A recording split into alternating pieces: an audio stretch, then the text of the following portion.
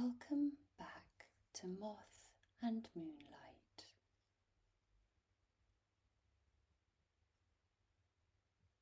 Come in.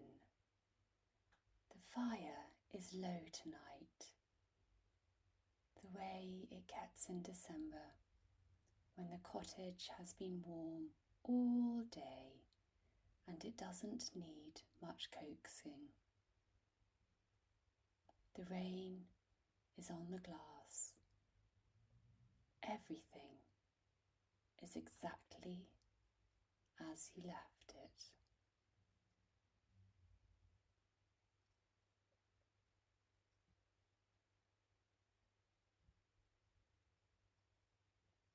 Get comfortable. Let your body settle. Take one slow breath and let the day go.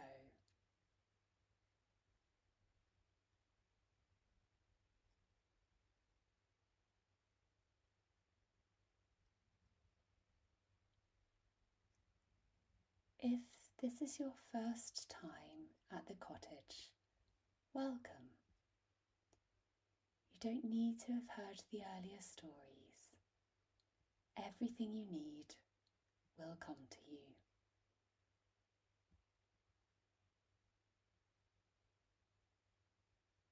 Tonight's story is called The Keeper of Lost Things, Part 3, The Feather.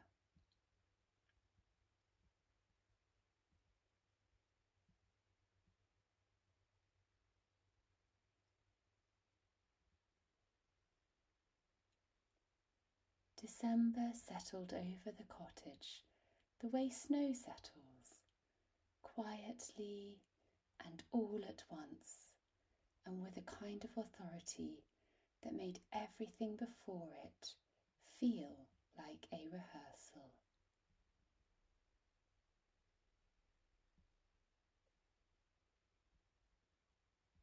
The days were very short now. The light came late and it left early, and in between it was thin and pale and low, lying across the frost-stiffened garden in long, flat angles that turned everything silver and still. The forest at the edge of the road had gone very dark, the bare trees standing close together against the grey sky. And in the evenings, when Maren looked out of the window, she could see the shapes of them moving very slightly in the wind, patient and slow, as though breathing.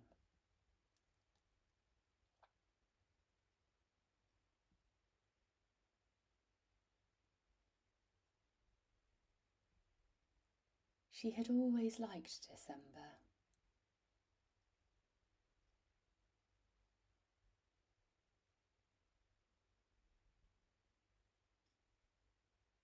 There was something quite honest about it, the world having given up any pretense of warmth or abundance, and simply being what it was. Dark and still and cold outside, warm and lit and quiet inside. The distinction felt clear and good. The cottage felt most like itself in December.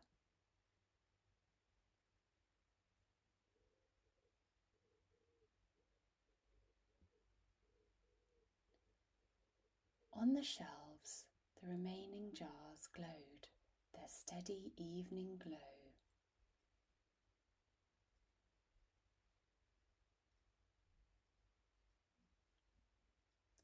The photograph was gone, back to Edith, who had written Maren a short note in careful handwriting, thanking her for her way of someone that knows how to thank you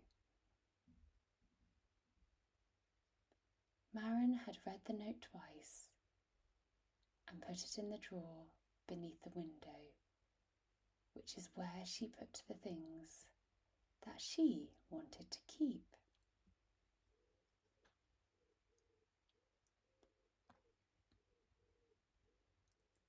The stone still sat in its jar, smooth and grey, green, oval, fitting the palm perfectly, the kind of stone that feels as though it was made to be held.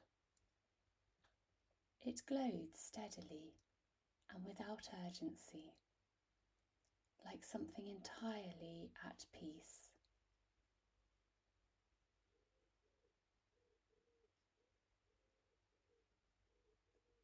Marin was not worried about the stone. Whatever it was waiting for, it was content to wait.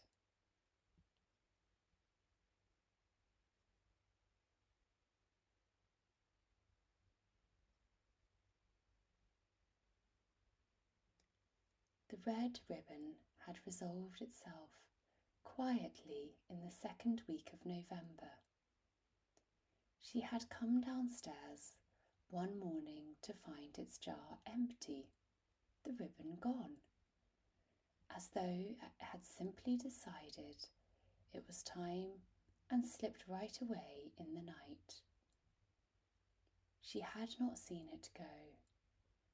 She was glad for wherever it ended up. A ribbon tied and untied that many times was not an object that needed to linger.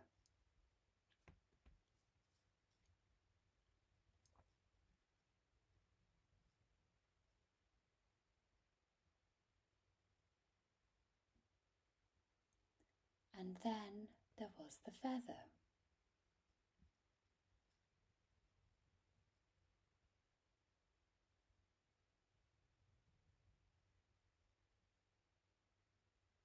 The feather remained.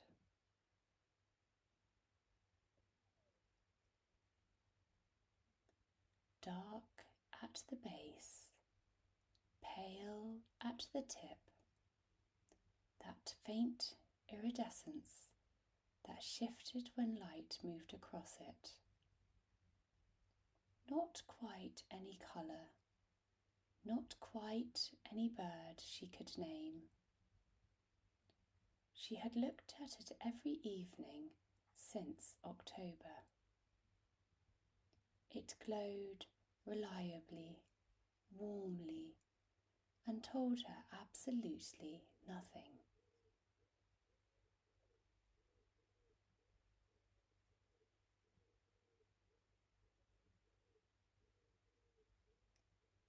She had stopped trying to work it out.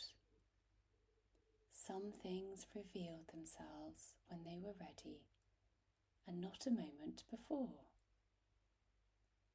The feather had always had the quality of something that knew this and was comfortable with it. She had simply learned to let it be there, present, warm, unhurried, and trust that eventually would make itself known.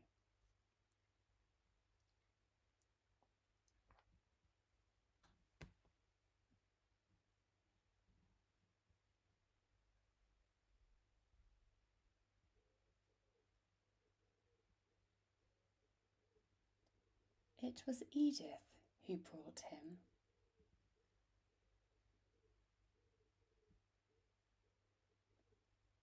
She came again on a Thursday in the middle of December. Not to the market this time, but to the cottage directly, which was new. She knocked at the door in the late morning when the light was at its brightest, and when Marin opened it, she was standing on the path with her hands in her coat pockets and beside her, slightly beside her, was a boy of about 9 or 10.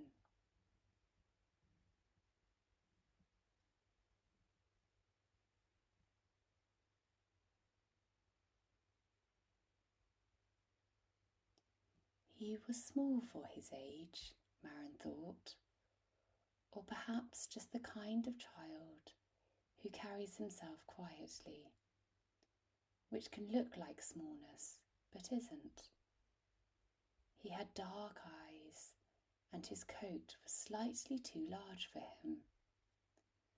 The sleeves passed his wrists, and he was looking at the cottage with an expression of a child who is very interested in something and is trying not to show it.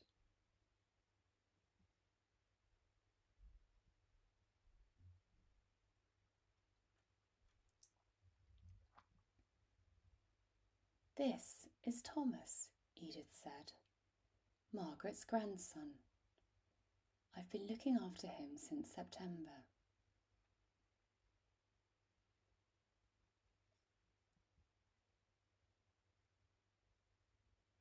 Marin looked at the boy. The boy looked at the cottage.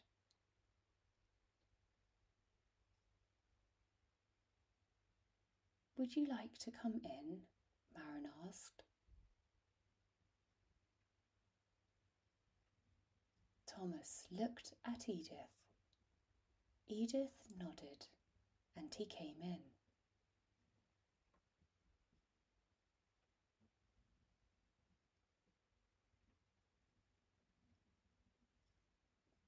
He was very good in the cottage, careful, unhurried, looking at everything without touching. He stood in front of the shelves for a long time, his hands in his pockets, studying the jars with a concentrated attention of someone reading something important. The jars seemed to know that he was there. They glowed a little more warmly than they usually did on a Thursday morning.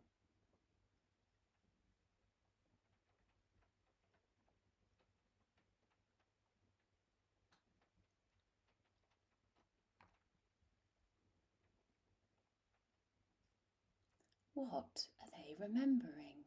he asked after a while, not to anyone in particular, as though he was asking the room.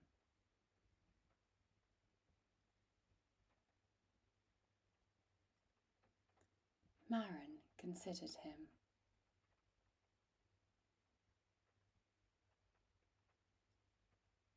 "Different things," she said, "for different people."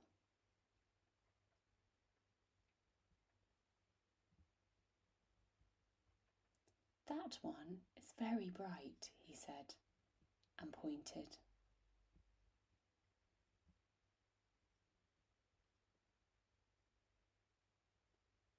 He was pointing at the feather.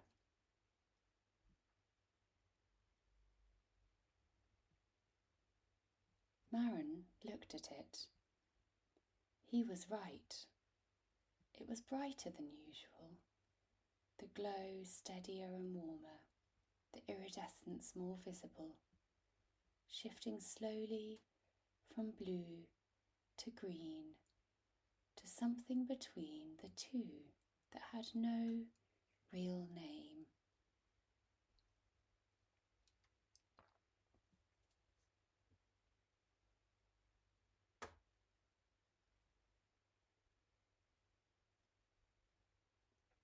"Do you know what kind of feather it is?" Marin asked him.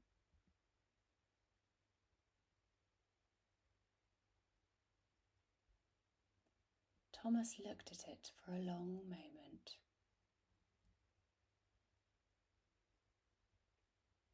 "It's from a jackdaw," he said. The dark part is, they have that colour when the light hits them right. My gran showed me.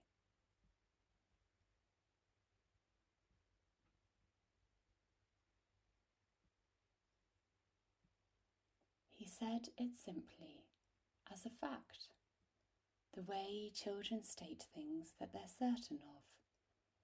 He had already moved on to looking at the next jar. But Marin stayed very still for a moment, looking at the feather, which was glowing now with a particular warmth, a brightness that had not been there before he had said the word.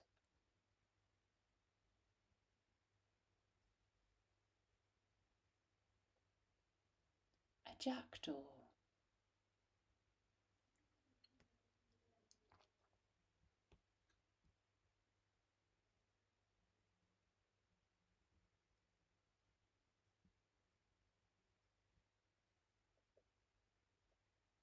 She made tea and warm milk, and they sat around the small table, Edith with her hands wrapped around her cup, Thomas with both hands around his mug, looking out of the window at the frost-grey garden with the same quiet attention he had given the jars.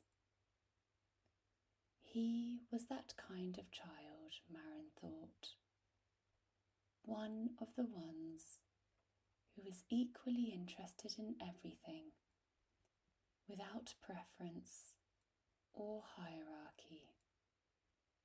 A stone, a jar, a garden, all of it worth looking at.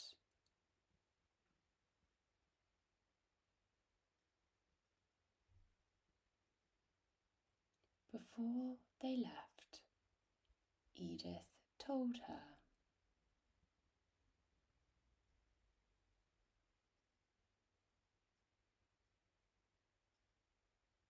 Margaret had kept a jackdaw. Not wild. She had found it young, injured, and nursed it, and it had stayed.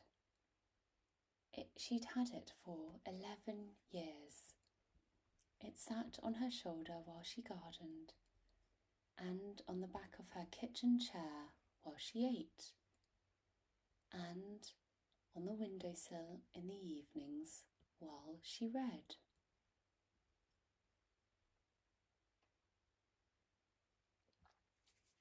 She had never spoken about it much, but she had kept a single feather, Thomas said, on the kitchen windowsill, dark at the base and pale at the tip.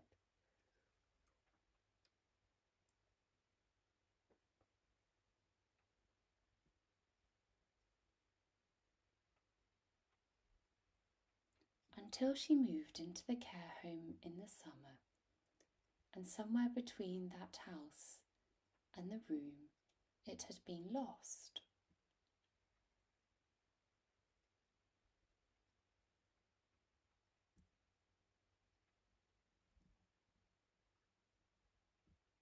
Thomas had gone to stand by the door.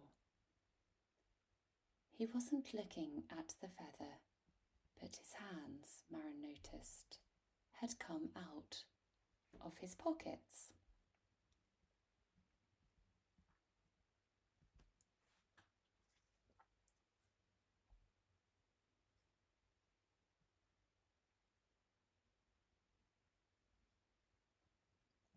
Marin got up and went to the shelf.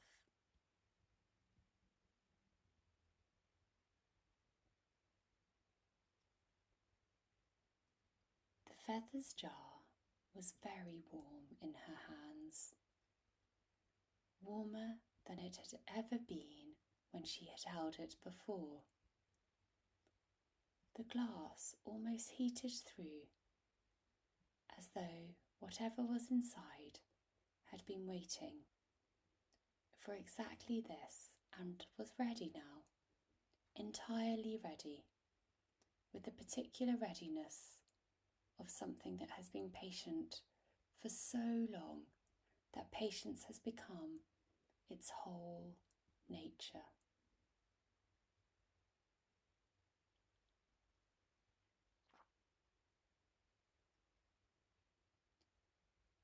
She crossed the room and crouched down so that she was Thomas's height.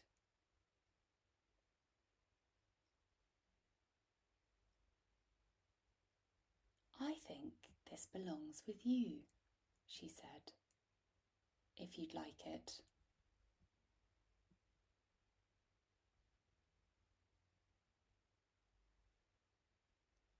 Thomas looked at the jar for a moment. Then he reached out and took it in both hands, the way Edith had taken the photograph, carefully, as though it was capable of feeling. He held it and looked at the feather inside for a long time without saying anything.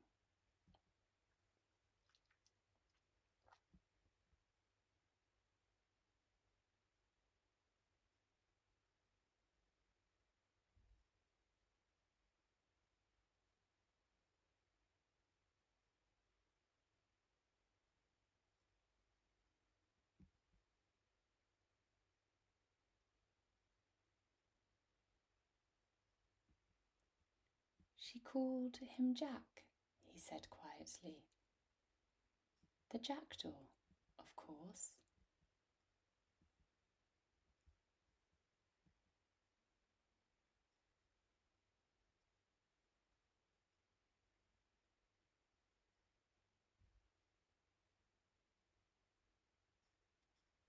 The ghost of a smile. Maren felt it in her chest. That warmth that is not happiness exactly, but is something close to it. Something that has to do with things being right.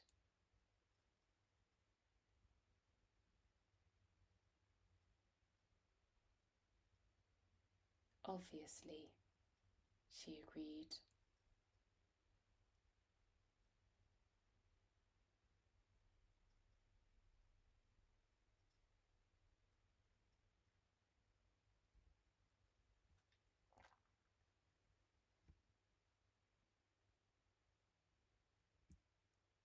He took the feather out of its jar carefully and held it between two fingers, tilting it in the light,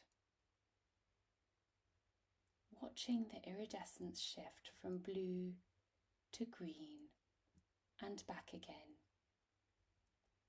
The glow that had been in the glass was now gone. The feather was just a feather, dark and pale and ordinary. But it was the right kind of feather, the right kind of ordinary. The kind that has been somewhere and has come back.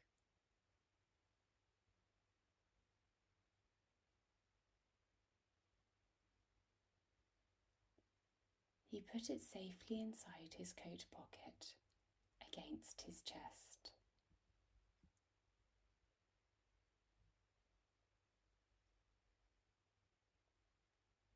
They left as the afternoon light was beginning to fail. Edith pulling her coat closer, Thomas with his hands back in his pockets, and the feather safe inside his coat. The slight heaviness of him as he walked was not sadness, but something a little like it and a little unlike it. The weight of carrying something that mattered.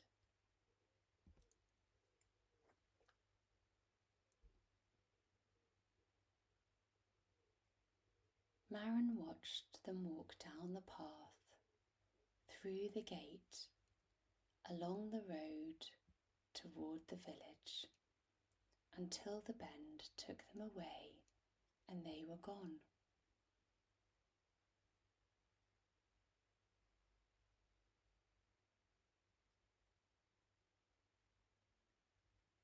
She stood in the doorway for a moment longer, the cold December air moving around her, the forest dark and still at the edge of the road, the first stars beginning to show.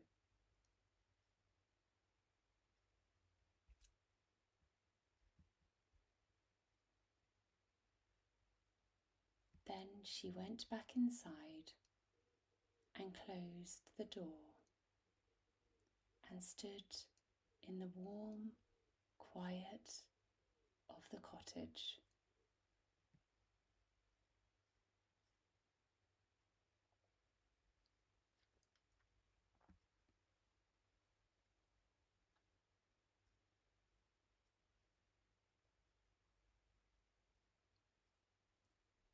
The shelf where the feather had been held its empty jar.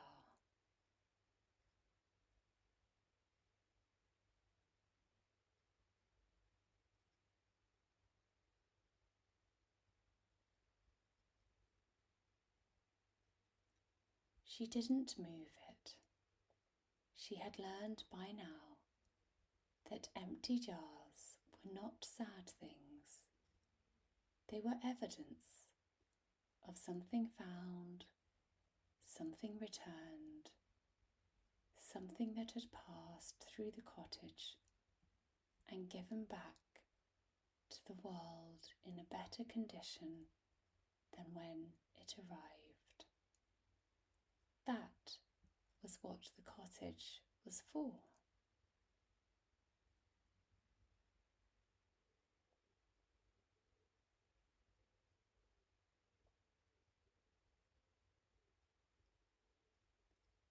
The stone sat in its jar and glowed its patient glow, still in no hurry, still entirely at peace with whatever it was waiting for. Maren sat with it for a while, the way she always did in the evenings, not doing anything, not thinking about anything in particular, simply being present with the things that were present with her.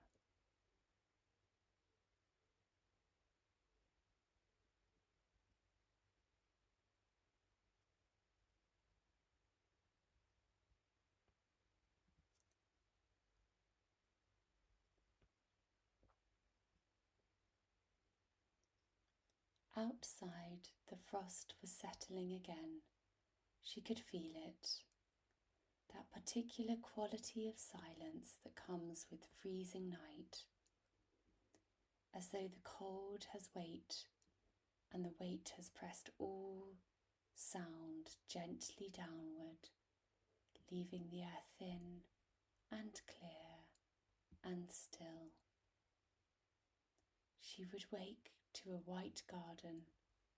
The road would crackle underfoot. The forest would be dark against a very pale sky.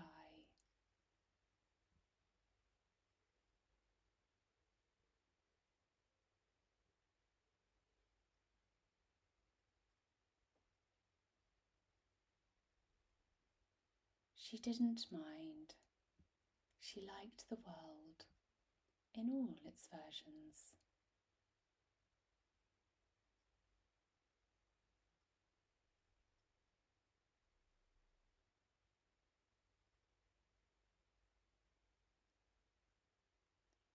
She thought about Thomas walking back to the village with the feather in his inside pocket. She thought about the weight of it. Not heavy. A feather was never heavy, and yet the things we carry for the people we've lost have a weight that has nothing to do with their size.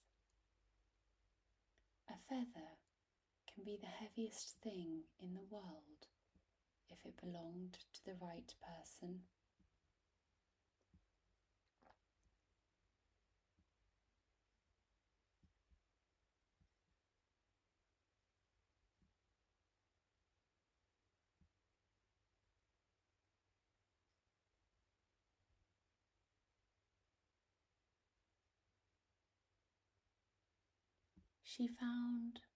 She was glad that the feather had gone to him.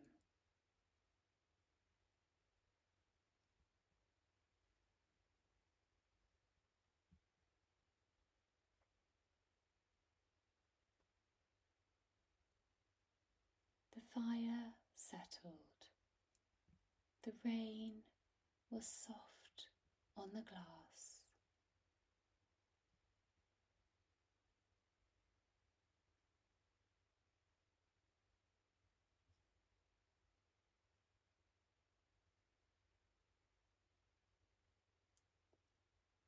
The remaining jar glowed its slow, warm glow in the dark. The stone, still patient, still in no hurry, keeping its own counsel, as stones always do.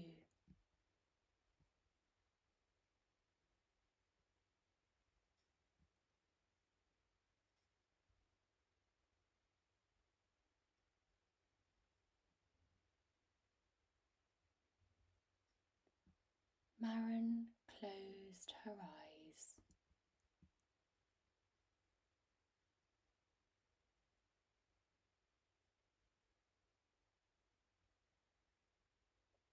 Outside, the frost, the dark road, the patient forest, the ancient, indifferent stars.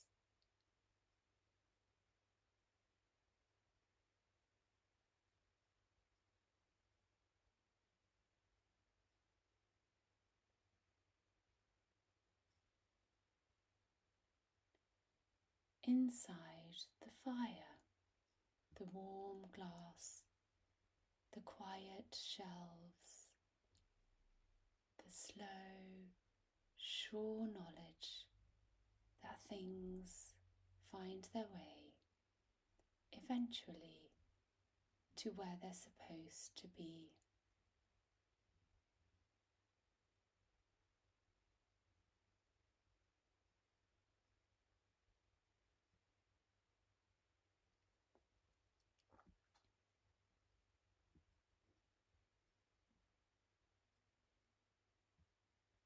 All things in time.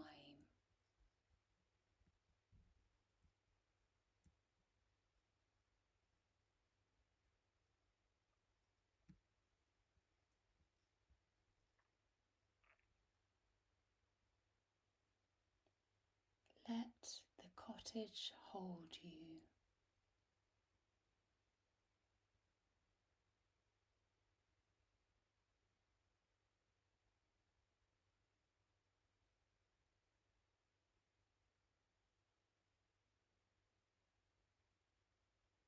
You are warm.